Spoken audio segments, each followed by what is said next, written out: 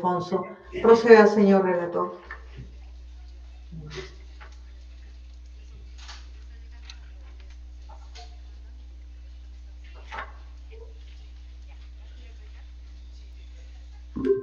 Grabando, señora presidenta. Gracias, buen día. Vamos a dar inicio a la audiencia programada para el día de hoy, Stephanie. 27 de julio del año 2022, expediente 577 del año 2020, materia constitucional. De cuenta, señor relator, lo que es materia de grado. Señor magistrado, buenos días. Buenos días al abogado presente. Se da inicio a la vista de la causa programada para el día de hoy en los seguidos por Liz Patricia Fernández Espinosa contra la institución educativa 5005 Generalísimo Don José de San Martín. Viene en grado de apelación el auto que declara infundada la excepción de incompetencia por razón de la materia y la sentencia que declara fundada la demanda. El presente proceso corresponde a un habeas data. El abogado presente se ha acreditado con el autor de la siguiente manera. Abogado de la parte demandada, Rubén Quispa Cueva, con colegiatura del Colegio de Abogados del Callao 4929 y casilla electrónica 1268. Informo al colegiado que el abogado se encuentra conforme con la notificación electrónica, la misma que surtieron los mismos efectos que notificación física, conforme lo establece el punto 7.3 del protocolo temporal para audiencias judiciales virtuales, aprobado mediante resolución administrativa 173-2020-6-PJ, informando al colegiado además que el abogado de la parte demandada solicitó el uso de la palabra, el cual ha sido concedido. Es todo cuanto debo informar al colegiado. Muchas gracias, señor relator. Vamos a dar inicio a nuestros informes orales. Escuchamos al abogado de la Procuraduría. Muchas gracias, señorita presidenta de esta sala, señoritas magistradas superiores. Venimos a informar en el presente proceso respecto del recurso de apelación formulado contra la resolución número 4 que declaró infundada la excepción de incompetencia, saneado el proceso, y además también contra la sentencia expedida en el presente proceso que declaró fundada la demanda. Nuestra pretensión impugnatoria, señoritas magistradas, en el presente proceso son dos. En primer lugar, una solicitud para que se declare nula las resoluciones recurridas. Vamos a fundamentar cuáles son los argumentos, los motivos. Y en segundo lugar, en el supuesto que no se declare nula, se revoque esta y se declare infundada la demanda. Los argumentos en concreto, señorita magistrada, respecto del tema referido a la excepción, que es el primer aspecto o extremo en el que se ha impugnado la decisión de la CUO, está referido a que los argumentos, y es una infracción, primero para ser claro, al derecho a la debida motivación, porque los argumentos que utilizamos dentro de la contestación de la demanda y la formulación de la excepción de incompetencia tenían que ver con dos argumentos muy concretos. Uno, que existía otra vía igualmente satisfactoria, y dos, que se había incumplido el requisito referido a el requerimiento de la información, el otorgamiento del plazo y el señalamiento de que se recurriría al habeas data en caso de incumplimiento. De esos dos argumentos, señoritas magistradas, si se revisa la resolución impugnada, se va a ver que solo existe un análisis respecto del primer argumento, el referido a la supuesta existencia de vías igualmente satisfactorias. Además de eso, de que no se pronuncian sobre el segundo fundamento de nuestra excepción, tenemos que llamar la atención, señoritas magistradas, a que este argumento, esta motivación realizada sobre el primer argumento es una motivación aparente, porque en realidad lo que viene a realizar en la CUO en esta resolución, primero, vamos a ver que solo está contenida en dos párrafos la argumentación, porque los hechos descritos en el auto que declara infundada la excepción, solo relatan hechos ocurridos en el proceso, cuando se presenta la demanda, la fecha, la contestación, quienes contestaron. Argumentos respecto del tema que hemos señalado solo están en el numeral séptimo, solo en el numeral séptimo, que es un argumento, por decir, bastante débil y bastante deficiente para efectos de emitir una decisión respecto de ese argumento vinculado a la configuración de la excepción de incompetencia. Por lo demás, reitero, el segundo argumento ni siquiera ha sido analizado en este auto que es recurrido. Eso en cuanto al tema vinculado a la infracción al debido proceso por falta de motivación respecto de la excepción. Por otro lado, señoritas magistradas, en cuanto al fondo del asunto, de la presente pretensión, nosotros queremos precisar, ¿no? y, y aclarar un poco el fundamento. Lo que se señala es que no existe, pues, se requería la creación de un documento en cuanto al documento requerido por la demandante. Lo que queremos decir, señorita magistrada, en este caso es que lo que debe tenerse en cuenta es que no se ha establecido, también es una afectación a la debida motivación, ¿no? Que no se ha establecido la posibilidad fáctica o jurídica de la emisión del documento solicitado por la demandante. ¿Y por qué digo esto? Porque si nosotros revisamos la demanda, señorita magistradas, vamos a ver que el requerimiento efectuado por la demandante está en la primera hoja de la demanda, dice que se entrega una copia certificada del título pedagógico universitario. Y entonces, si el requerimiento era ese, lo que tendría que haber realizado primero el ACUO es, bueno, está en la obligación o es posible fácticamente para la institución educativa el poder otorgar una copia certificada de un título universitario. La respuesta a esa pregunta, en caso se hubiera analizado, es que no se puede. ¿Por qué? Porque para que se emita una copia certificada de un título universitario se requiere tener el original del título universitario. Y evidentemente una institución educativa no tiene ese documento. O lo tiene el titular del documento o lo pueden otorgar las instituciones que tienen la competencia para eso, SUNEDU, la Dirección Regional de Educación, en su caso, pero no la institución educativa. No se ha hecho un análisis respecto de el requerimiento en concreto efectuado por la demandante en este caso en particular. En ese sentido, señorita magistrada, si es un imposible jurídico el que se está solicitando a efectos del requerimiento que realizó la demandante, evidentemente en este caso, primero, no se analizó ese aspecto, por lo que hay falta de motivación. Pero en el supuesto que se considere que sí se analizó, tendríamos que señalar que es una demanda que es infundada, porque no existe la posibilidad de la institución educativa de poder cumplir con ese requerimiento. En ese sentido, señoritas magistradas, respecto al tema de fondo, ¿no?, de la sentencia, nosotros solicitamos que se declare nula o en todo caso se revoque y se declare infundada la demanda presentada por la demandante en este caso, por la señora Liz Patricia Fernández Espinosa. Más allá de eso, señorita magistrada, solo para terminar unos segundos, llamar la atención de que venimos informando oralmente en diferentes procesos presentados por la misma persona, ¿no? Y esto llamo la atención en este extremo, señoritas magistradas, porque también está contenido en este proceso la contestación de la demanda formulada por la institución educativa, porque nosotros somos integrantes de la Procuraduría Pública del Gobierno Regional que tiene, ¿no?, la defensa jurídica de las instituciones que son parte del Gobierno Regional del Callao, pero la propia institución educativa contestó la demanda. ¿Y qué dijo en esa contestación la demanda para tener una idea del contexto en el que se presentan este tipo de demandas por esta persona en concreto, ¿no? Debemos, dice, precisar que a través de la persona que había presentado requerimiento de este tipo en esta institución, ¿no?, más de 30 requerimientos de este tipo en esta institución y además en todas las instituciones del Callao, todas las instituciones educativas. ¿Por qué señalo esto, señoritas magistradas?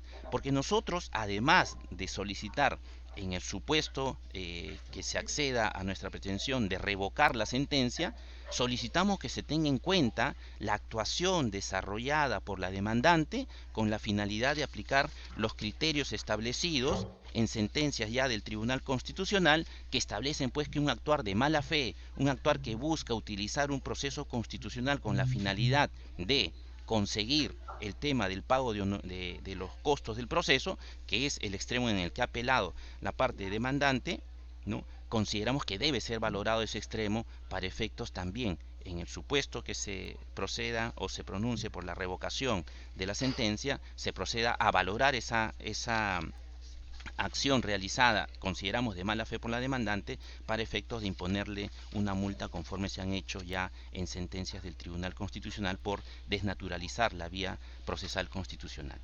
Eso es todo, señoritas magistradas. Gracias, señor abogado. vamos a dar por concluida la estación de informes orales y vamos a pasar a la de preguntas. Sobre todo, señor abogado, porque lo que usted ha expuesto oralmente no se condice mucho con su escrito de apelación, ¿no? Sobre todo cuando disgrega los dos tipos de pretensiones impugnatorias.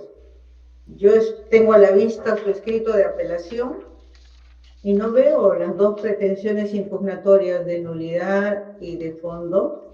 Lo que tengo acá es un detalle de lo que es el derecho al debido proceso, el derecho a la tutela jurisdiccional efectiva, la motivación escrita de las resoluciones, se afecta el principio de vinculación y formalidad, principio de legalidad. Sería interesante, señor abogado, que en lo sucesivo, de repente la oficina de Procuraduría para la que usted trabaja, llegue a formalizar las pretensiones impugnatorias conforme a la oralización que usted está haciendo, ¿no? De tal manera que nos permita a nosotros pronunciarnos de manera congruente con eso. Por lo pronto, este esquema es el que ya es repetitivo en la Procuraduría, la redacción de los derechos a que he hecho referencia. Y después dice, en cuanto a la excepción de incompetencia, primer agravio, dice que hace referencia a que la ley de transparencia, que tiene carácter vinculante, dice, establece que debe verse en el contencioso administrativo. Ese es su primer argumento de fondo, ¿verdad? Y tampoco ha analizado la juez, dice, sobre la carta, dice que no es un requerimiento formal, que tenga fecha cierta. ¿Ustedes han negado la fecha del documento de la carta presentada por la demandante, señor abogado? Señorita magistrada, en atención a que nosotros tenemos la defensa jurídica de la institución, deberé remitirme a lo que la propia institución en su contestación de la demanda ha señalado, y ha señalado que no cuestiona ese aspecto. Perfecto. Entonces no la cuestiona porque simplemente la ha recibido, ¿verdad? No hay cuestionamiento en ese extremo, señorita magistrada. Ok, perfecto. Pero lo veo acá como un tema de sus agravios, por eso es que se lo quería comentar. Ahora, usted sabe, porque no es el primer caso que tenemos con usted como abogado de la Procuraduría, que ya hay un criterio de las salas con respecto a este tipo de procesos, ¿no? Sobre todo sobre la excepción de incompetencia. Hemos establecido como criterio que acá lo que se está afectando es un derecho fundamental de acceso a la información.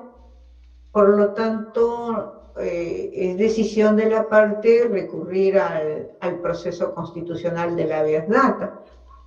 Y antes había otro argumento indicando de que se había hecho mención a la ley de transparencia y por eso tenía que irse al contencioso administrativo. Pero la demanda está en un proceso constitucional. Mira que me están haciendo un montón de preguntas. Y por eso es que le damos el trámite que corresponde en este proceso constitucional. Usted dijo, doctor, para no salirme primero de las excepciones, que la juez no había dado cuenta de alguno de sus argumentos de la excepción. Sí. Señorita magistrada, justamente en atención a lo que usted acaba de mencionar, nuestro argumento respecto de la excepción está referido a la motivación, ¿no? Y como usted lo señaló muy bien, son criterios establecidos, pueden ser establecidos, son criterios finalmente establecidos por instancias jurisdiccionales, pero en este caso, la sentencia en concreto, como volví a repetir yo, señorita magistrada, si nosotros revisamos de los fundamentos, solo el fundamento número que mencioné, me parece que es el 7, es el único que pretende realizar un argumento en ese sentido, ¿no? un razonamiento en ese sentido. Los demás... pero no es la sentencia, es la resolución que resuelve la excepción. Por eso, ¿no? Me refiero a la resolución que resuelve declarando infundada la excepción.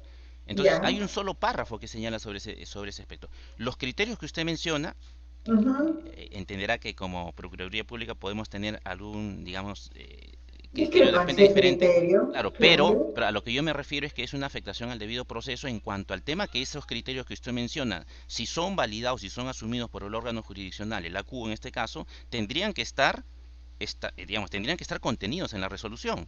Y de esa manera sería un tema válido porque la motivación se ha dado. Lo que ocurre, según nuestra opinión, señoritas magistradas, en este caso, es que no ha habido Sí. una argumentación en ese sentido, ¿no?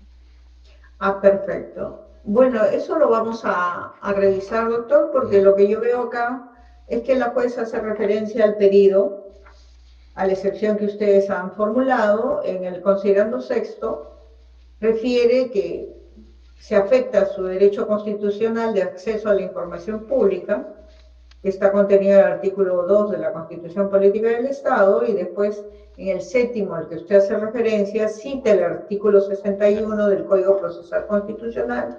claro. Entiendo yo que hace una subsunción, ¿no? Señorita Por lo magistrada, pero tanto, me gustaría precisar ese aspecto, ¿no? Tiene usted razón, dígame. pero es que la pregunta aquí, ese es un argumento genérico, ¿no? O sea, ese Ujú. argumento cabe para todos los casos que podrían presentarse en habeas data.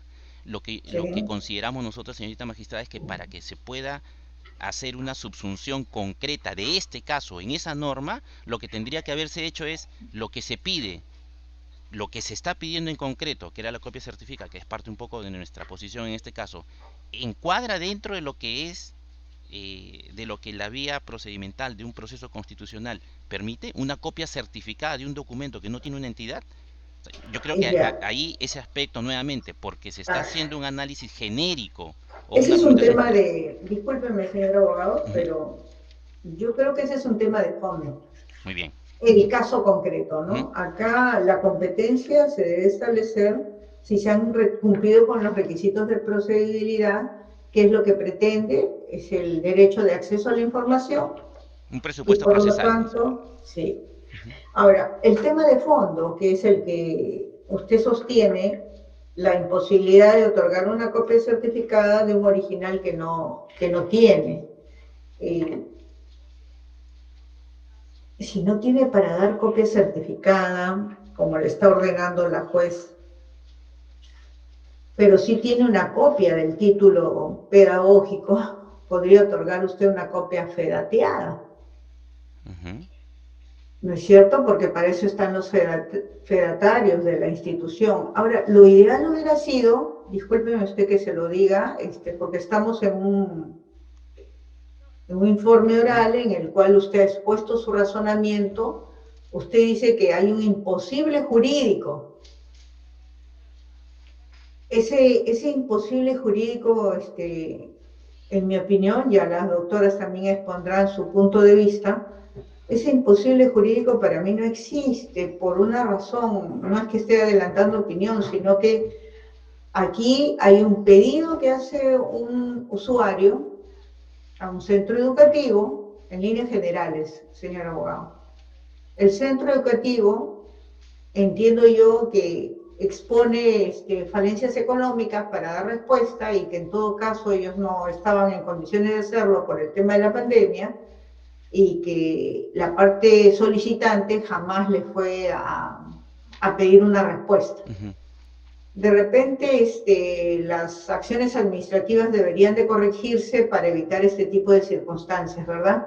Para no ser sorprendidos con este tipo de pedidos, sino que ante la presentación de un pedido de esta naturaleza, tal vez la administración podría pedirle a la parte que deje un celular, un correo, una dirección, a donde remitirle la respuesta, de tal manera que ustedes no se vean involucrados en un incumplimiento, ¿no? Ujú. De atención a un pedido de un usuario. Solo se lo Sí, estoy sí, sí, comentando, de acuerdo. señor abogado. De acuerdo, nosotros hemos remitido también un tema solo de precisión, informes a la institución educativa en el sentido que si hay un requerimiento y no es posible cumplir, incluso en ese caso debería comunicarse que es imposible cumplir, ¿no? Es un tema, pero en este caso Me concreto, claro, faltaba llegar a sí, ese no.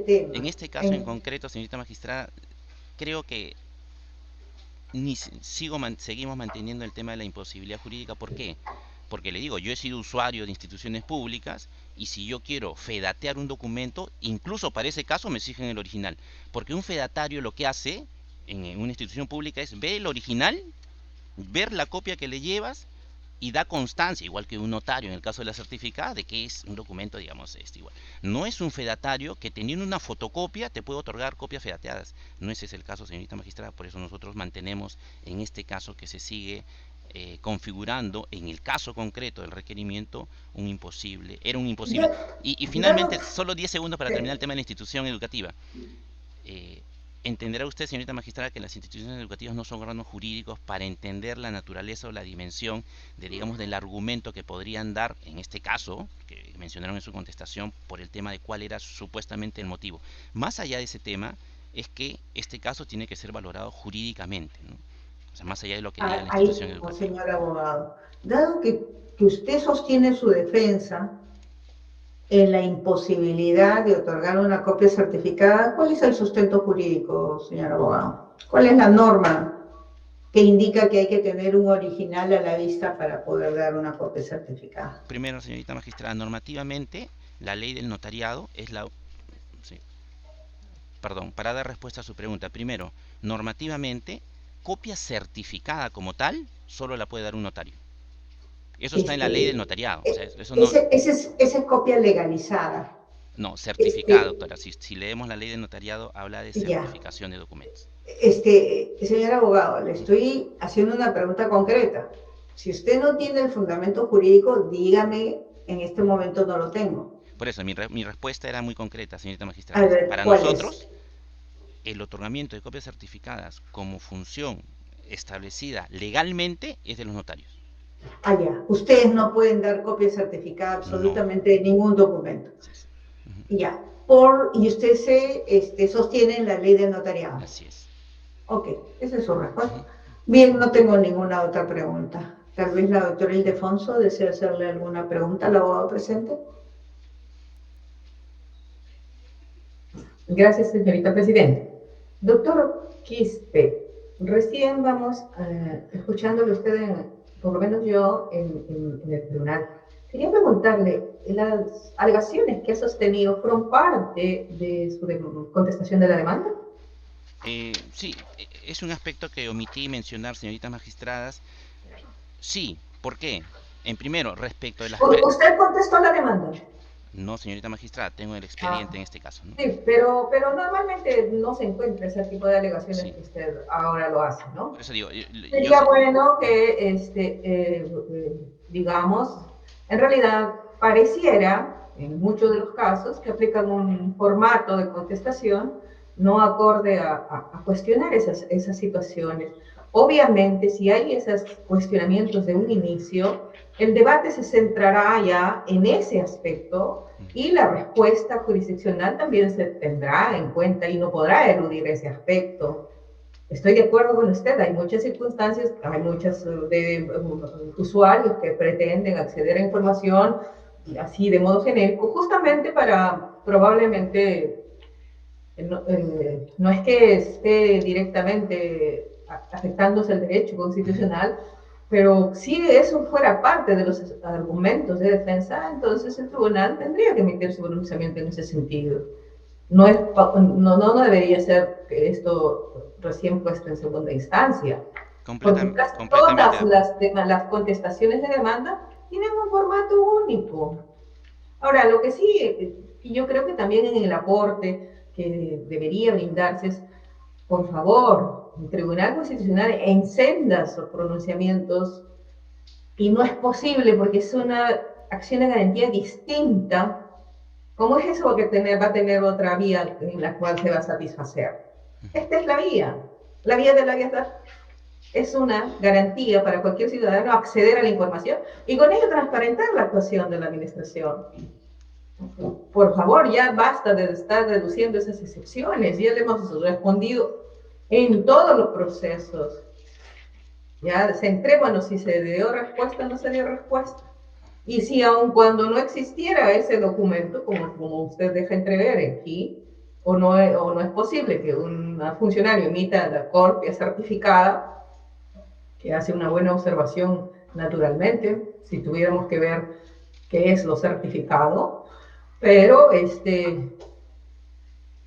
un poco colaboraría una defensa apropiada para justamente reconocer aquellos derechos que sí valen ser protegidos respecto de los que ya podría constituir un abuso, ¿no? Entonces, te pido, te exhorto, esto de la excepción de la incompetencia, lo único que hace es hacer que nuestros fallos sean más largos. Cuando ya desde el primer momento se les ha dicho, no, esta es la vía. Y ustedes también, como lo ha refrendado en múltiples pronunciamientos, nunca el Tribunal Constitucional ha dicho, ay, no, acá no se ha cumplido y el debate debe ser, debe ocurrir en un proceso contencioso administrativo, ¿no? Se tendrá en cuenta en todo caso lo que usted ha señalado y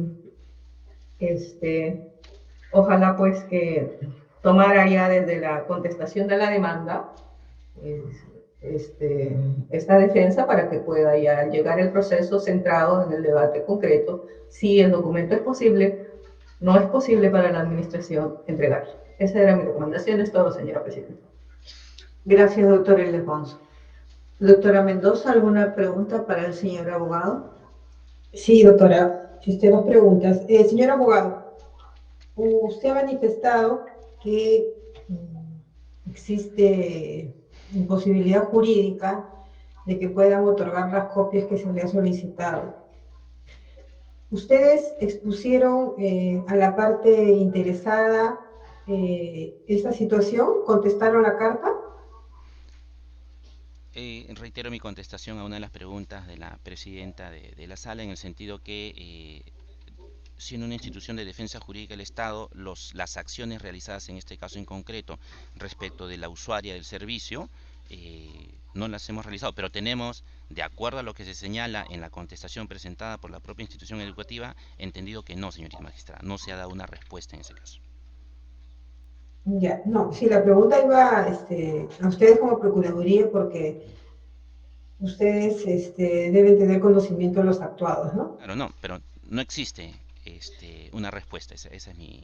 Claro, sí, no existe, ¿no?